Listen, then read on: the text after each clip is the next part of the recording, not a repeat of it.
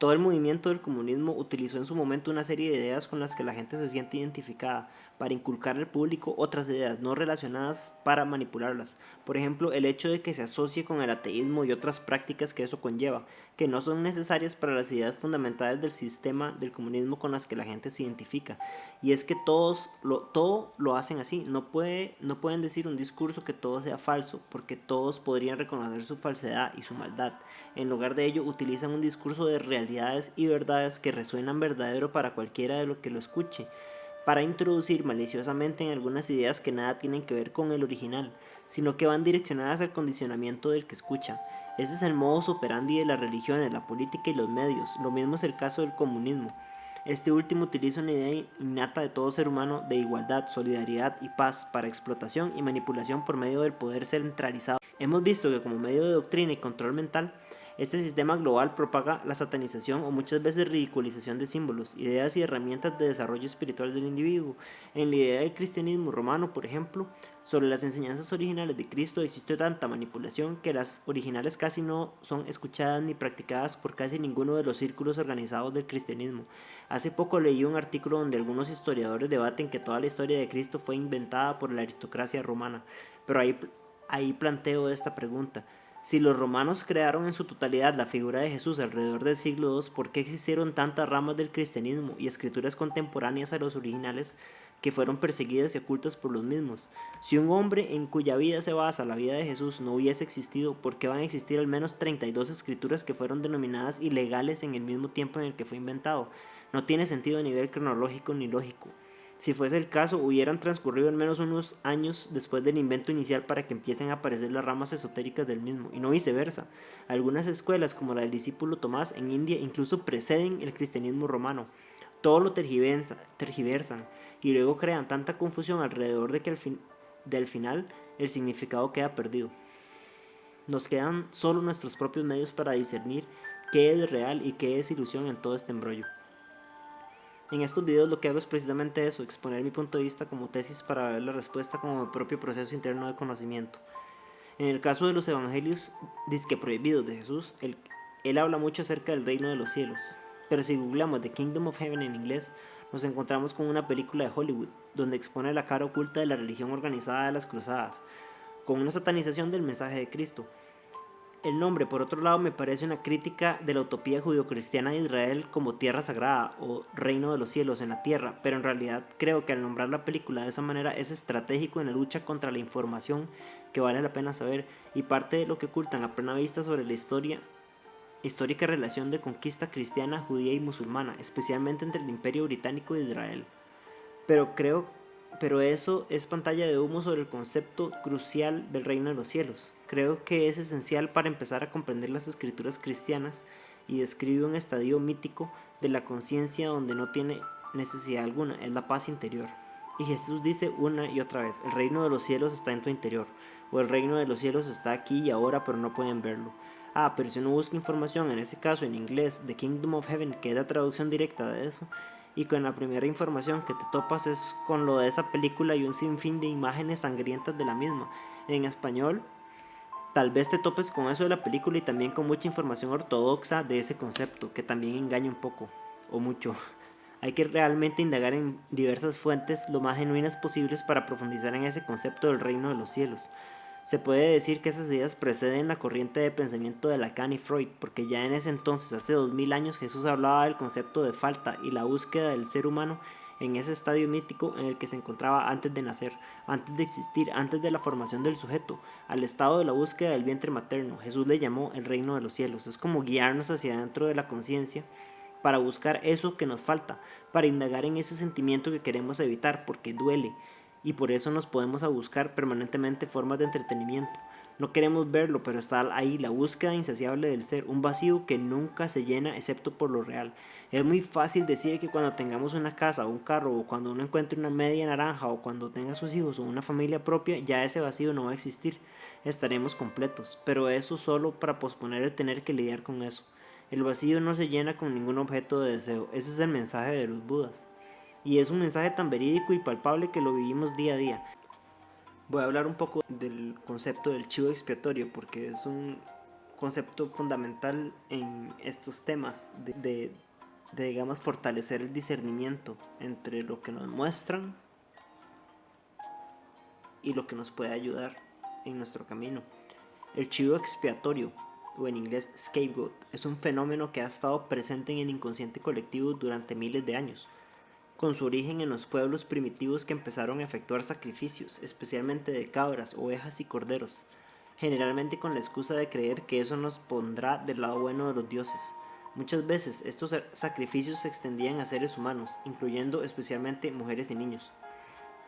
Pero en realidad el chivo expiatorio ha funcionado a las distintas culturas como medio para apaciguar la violencia que suele acumularse en toda sociedad por conflictos de intereses o injusticias cometidas, de manera que al sacrificar un chivo expiatorio, cada uno de los miembros presentes asocia inconscientemente dicho sacrificio como medio para canalizar su ira hacia algo o alguien, y así esa ira no es canalizada en violencia hacia quien sea el culpable de su desdicha.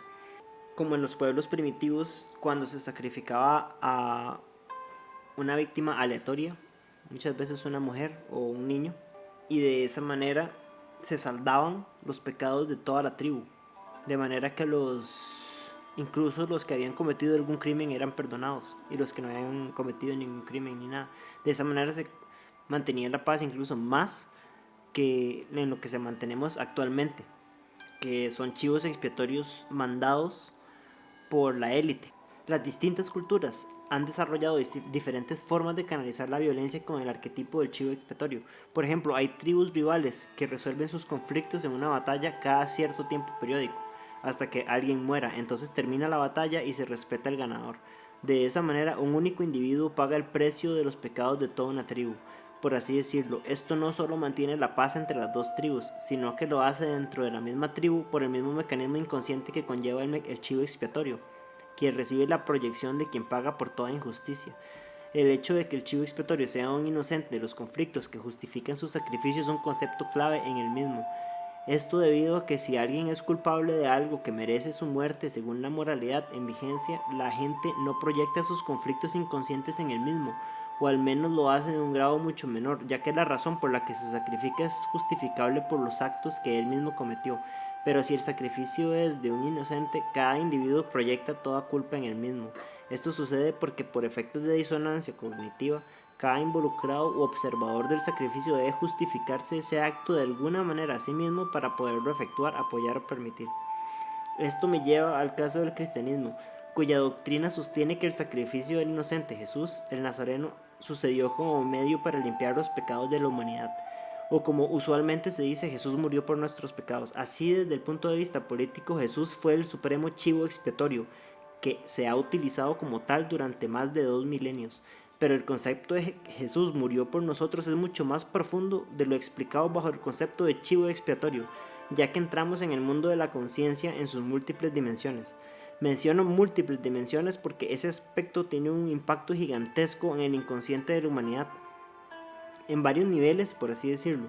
A nivel personal nos dice que debemos dejar ir el pasado y dejar de identificarnos con nuestras acciones pasadas para poder vivir el potencial de lo que podemos llevar a ser como individuos. Dejar ir el pasado es necesario para la salud mental y espiritual. Esa creencia del cristianismo puede ayudar a muchos a lograrlo, porque nos dice: eres hijo de Dios, eres digno de Él, que es compasión, amor y perdona todo pecado.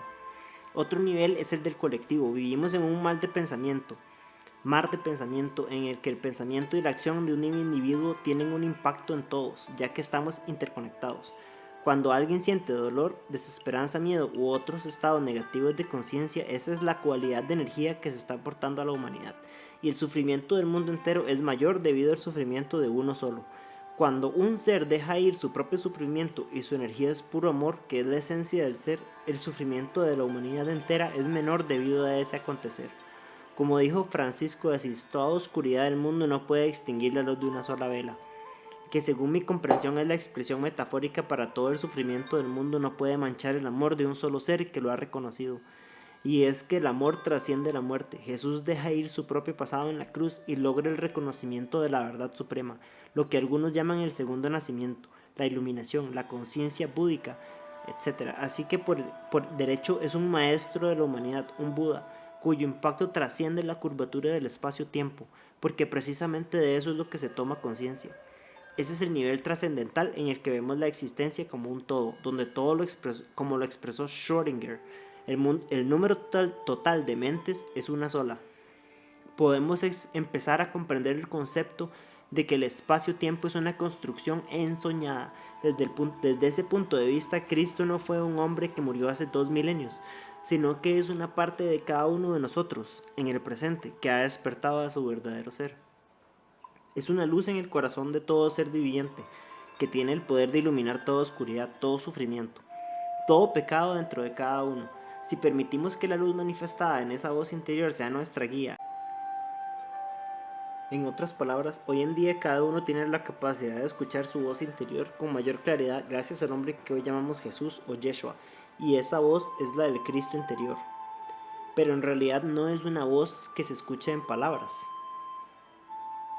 es algo que se siente.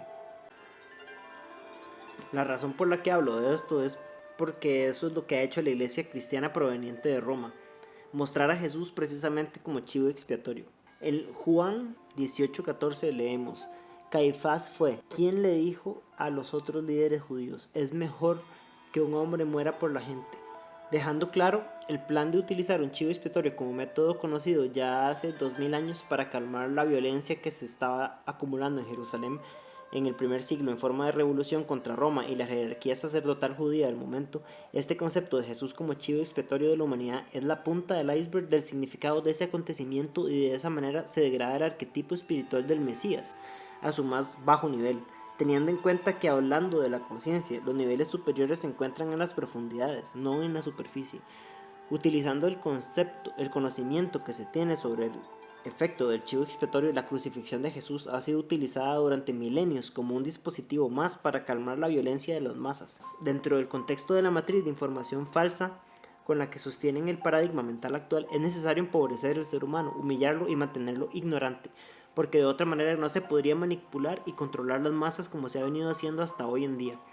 La imagen en burla de Jesús como chivo expiatorio domina la simbología ocultista que se centra en degradar el arquetipo de Cristo. Este arquetipo es de suma importancia para la humanidad, es por eso que se necesitan gastar muchos recursos para degradarlo y que no tenga el impacto que tendría de otra manera. En otras palabras, ocultan el verdadero significado para que la gente no reconozca su propia verdad espiritual, que empoderaría al individuo al grado de que sea prácticamente imposible ser manipulado. Todo esto ya era conocido para el siglo II después de Cristo, y podemos ver en el libro del Apocalipsis una descripción metafórica del anticristo, que será un lobo vestido de oveja, o sea, que se presentará a las masas como alguien que quiere el bien para la humanidad, pero en realidad es lo opuesto. Esto es lo que vivimos día a día con el complejo militar industrial y la gigantesca máquina de propaganda que son los discursos de los gobiernos e instituciones, religiones afiliadas, las noticias, shows de televisión, películas, la industria de la música, entre otros. Toda esa matriz de información gira alrededor del objetivo de incapacitar al individuo del pensamiento creativo fuera del paradigma aceptado socialmente y meterlos en cajas. La moralidad misma de la cultura es inculcada por la misma máquina de propaganda, pero es una moralidad falsa y con terribles huecos de sentido común. Un ejemplo claro es la doble moralidad del asesinato, donde es inmoral asesinar normalmente, pero es inmoral asesinar cuando es un mandato del gobierno. O las drogas naturales son ilegales, pero su contraparte artificial mucho más perjudicial no lo es. O llamarse a sí mismo cristiano pero no amar a su hermano, etc. Pero aparte de ese falso discurso somos humanos con defectos. No lo somos. Así como somos, fuimos creados por una inteligencia infinitamente superior a la que creó esa afirmación. Científicamente podemos hacer referencia a esa inteligencia cósmica que une el ADN de su entorno y multiplica un sinfín de formas en patrones reconocibles, como la serie Fibonacci y la proporción divina. Dentro de esa matriz de información condescendiente, la imagen del chivo expiatorio como medio de ridiculizar a Cristo y admitir la alianza a la energía del anticristo domina los medios, además de ser el centro de rituales satánicos, donde son los que están en los círculos de poder, cometen asesinatos a pequeña y a gran escala, pero culpan a un inocente que cumple el papel de chivo expiatorio en el ritual. Las operaciones bandera falsa son un ejemplo de esos rituales, donde siempre se asigna un chivo expiatorio. En el marcado el inconsciente colectivo, en esta última década murieron cientos de inocentes y miles, y se culpa un chivo expiatorio musulmán, no solo burlándose de la enorme ignorancia de las masas con la simbología del chivo expiatorio, sino creando también una imagen satanizada del Islam, cuyos principios son antagonistas a los principios satánicos que rigen la matriz actual. Por ejemplo, en el Islam, el derecho a un hogar es inviolable, así como la prohibición del cobro de impuestos sobre préstamos, entre otros conflictos que rompen el discurso capitalista imperialista. Este patrón de crear un conflicto, inventar un chivo expiatorio conveniente y proponer una solución por la cual se crea el conflicto en primer lugar, es el ritual en el que el chivo expiatorio cumple el papel de burla de Cristo interno de todos nosotros. Es un ritual de sangre y fuego por dentro y fuera, satánico en esencia.